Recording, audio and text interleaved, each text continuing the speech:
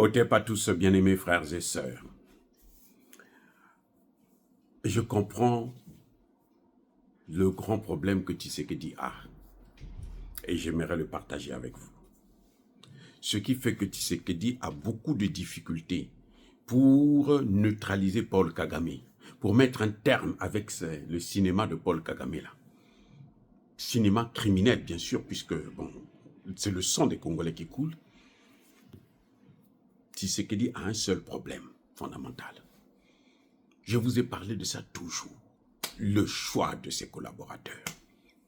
Les amis, pour être un président, vous n'avez pas besoin d'être trop intelligent. Vous avez besoin de choisir très bien vos collaborateurs. Quand vous ne savez pas comment choisir des collaborateurs, vous allez échouer. Vous allez être la risée du monde. Et ça, c'est le problème, le grand problème, le problème fondamental que Tshisekedi a, le choix de ses collaborateurs. Les amis, Tshisekedi a pensé qu'on dirige un pays avec la Bible à la main, alors que ceux qui nous ont amené la Bible, ils marchent sur elle. Ils ne respectent pas la Bible. Ça dit que, de toutes les façons, ils n'ont même plus de vocation. Vous avez vu ce que Emmanuel Macron a fait de Notre-Dame? C'était comme si c'était la journée des... Hein? Ceux qui tiennent le mur. Quand il a fait les Jeux Olympiques, vous avez vu, non? Comment il a bafoué le christianisme. Tous les chrétiens sérieux. Il y en a qui n'ont même pas pu regarder les Jeux Olympiques. Parce qu'à l'ouverture et à la fin, là, c'était incroyable. Ce qu'il a montré, il a bafoué, c'est-à-dire qu'il s'est moqué de tout le monde. Et Tshisekedi lui croit que c'est ça qu'il faut suivre. On ne peut pas gérer avec la Bible à la main. Il est allé prendre un pasteur. Un pasteur qui escroquait les gens ici à Philadelphie. Un pasteur voleur, menteur, escroc, avec des fausses prophéties, il a gâché la vie des gens ici, là. Je ne sais pas qui lui a dit que non, il était bon pour être comme directeur de cabinet. Tshisekedi est allé le prendre, directeur de cabinet. Un certain Anthony Kenzo. Vous savez ce quoi? C'est un Rwandais. Donc Tshisekedi, dans sa maison là, hein, il est mangé avec le diable. Tous les voyages de Tshisekedi, il était avec lui. Tous les voyages. Lui, il est là derrière. Il est Rwandais. Un parent de Paul Kagame. Donc, quand il est en train de parler avec Tshisekedi, au même moment, Kagame est en train d'entendre tout ce qu'ils sont en train de se dire. Et c'est Kagame qui dirigeait la RDC encore. Mais c'est quoi ça, ce genre de manipulation et d'ignominie? Tshisekedi est tombé trop bas.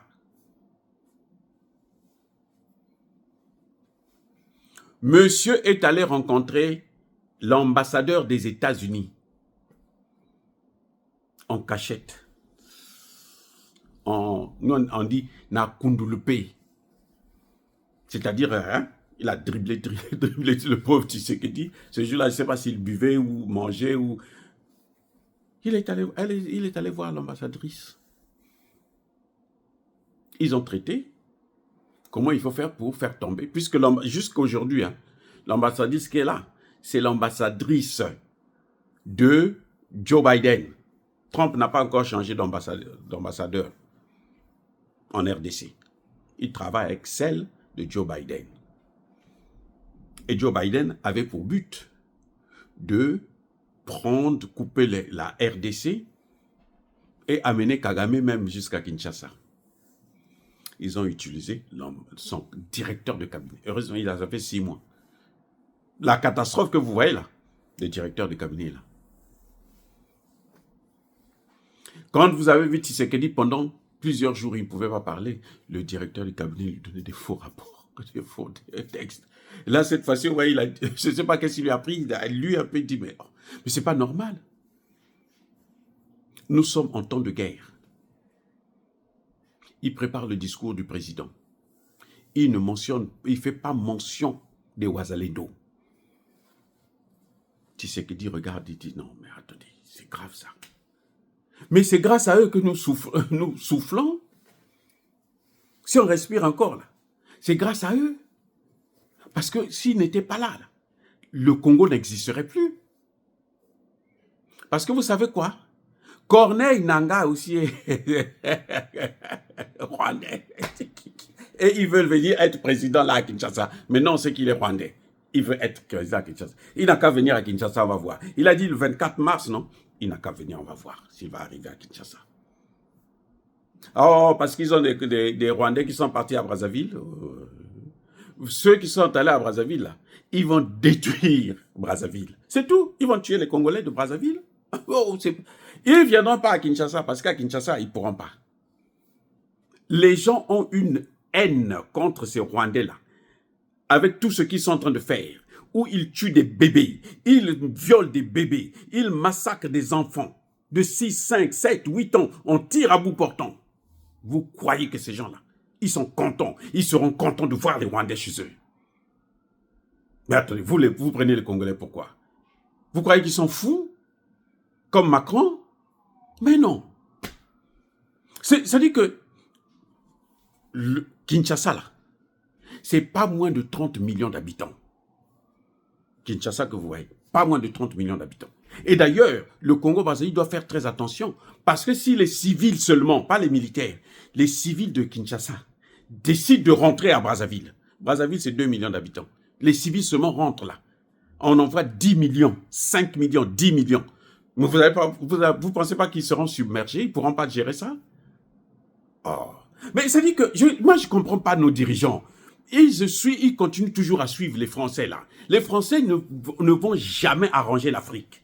Les Français là, ils ne vont jamais vous aider à vous développer, à être de bons pays, de bons dirigeants et tout. C'est pas vrai. Vous les prenez pour conseillers là. De toutes les façons, l'Afrique est dans cette situation à cause de quoi? Mais parce que les Français ont décidé ainsi. Donc, M. Tshisekedi, je disais tantôt qu'il a un problème, c'est le choix de ses collaborateurs. Dans son cabinet, il y a un autre pasteur là. Lui, il est soudanais. Les Soudans du Sud là, soutiennent Kagame. Ils envoient même des soldats pour venir combattre là.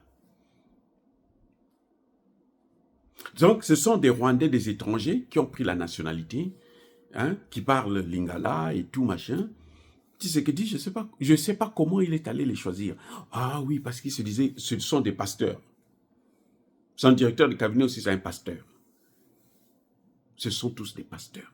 Donc, quand vous voyez des pasteurs faire ça, là, qu'est-ce que les gens vont penser de la religion? Quand vous voyez des prêtres trahir la nation, vous savez, au Congo, les gens prient beaucoup, hein, en RDC, là. Il y a plus d'églises que d'écoles, parce que les gens prient. Mais là, quand les gens vont sortir de ça, quand les gens vont s'asseoir pour parler maintenant correctement, parce qu'ils sont en paix, la démocratie, vous allez voir ce que les Congolais seront dans le domaine du christianisme, machin, tout ça là. Attendez, vous allez voir. Quand quelqu'un sait que ce sont des pasteurs qui ont tué mes parents, vous croyez qu'il va aller dans cette église-là encore? Ils vont continuer à croire à ce que ce putain de pasteur de merde va leur dire? Pour l'instant, Kagame est en train de gagner. Il est en train de régner. Mais ce règne-là, mandat paix et silaka. Le mandat là, ça finit. Quand ça va finir, d'une manière ou d'une autre. Vous avez vu Makanika, non? Le colonel Makanika. Les gens l'appellent parfois général Makanika. Son mandat est terminé depuis hier. Vous savez comment son mandat est terminé? C'est un drone qui l'a éliminé. Le mandat, il termine toujours. Les dirigeants que vous voyez là, hein, il n'y en a aucun qui est éternel. leur mandat se terminera. Si ce n'est pas parce que, bon, ils sont tombés malades par la force ou quoi, un jour, là, quand ils vont descendre sous terre, là, le mandat... Vous savez, le mandat de Mobutu n'est pas terminé? Dites-moi, est-ce que le mandat de Mobutu continue? C'est terminé. On l'a même oublié. Patrice Lumumba a été assassiné avant que moi je ne naisse. Mais jusqu'aujourd'hui, nous... Mais comment on peut vous expliquer ça? Je n'étais pas né, hein. Quand Patrice Lumumba a été tué et tout machin, je ne le connais, je ne l'ai jamais connu.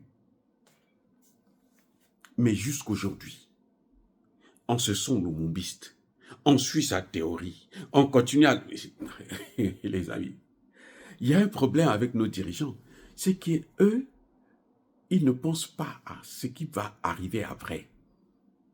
Mobutu que nous avons vu régner là, on ne parle pas de lui. Patrice Lumumba, qu'on n'a même pas vu quand on l'a assassiné, on n'était même pas encore né. Même, je dis même pas né. Si au moins on était déjà né, on était des bébés, ou on était dans le ventre de nos mamans, oui, peut-être. Hein? Mais on ne savait même pas qu'on devait arriver. Mais quand même, c'est lui qui nous inspire.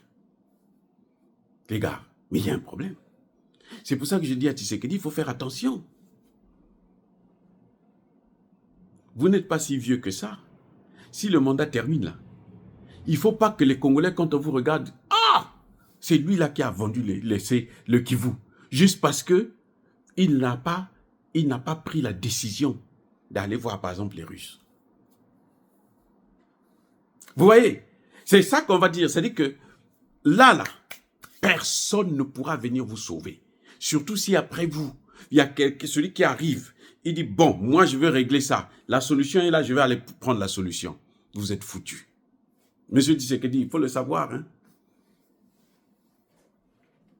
Vous pourrez même dire, non, j'avais des mauvais collaborateurs, mais qui les a nommés? Vous les nommez, les gens se plaignent, les gens critiquent, et vous continuez à les garder. Le directeur de cabinet, apparemment, il aurait démissionné.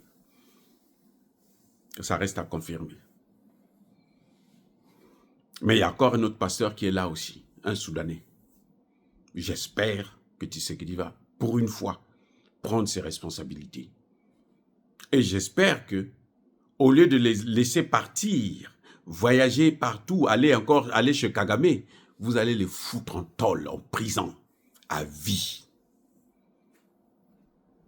Qu'on leur donne la peine capitale. Là, vous allez savoir ce que c'est. Si vous ne le faites pas, M. Tshisekedi, nous, on n'a pas un problème. Hein.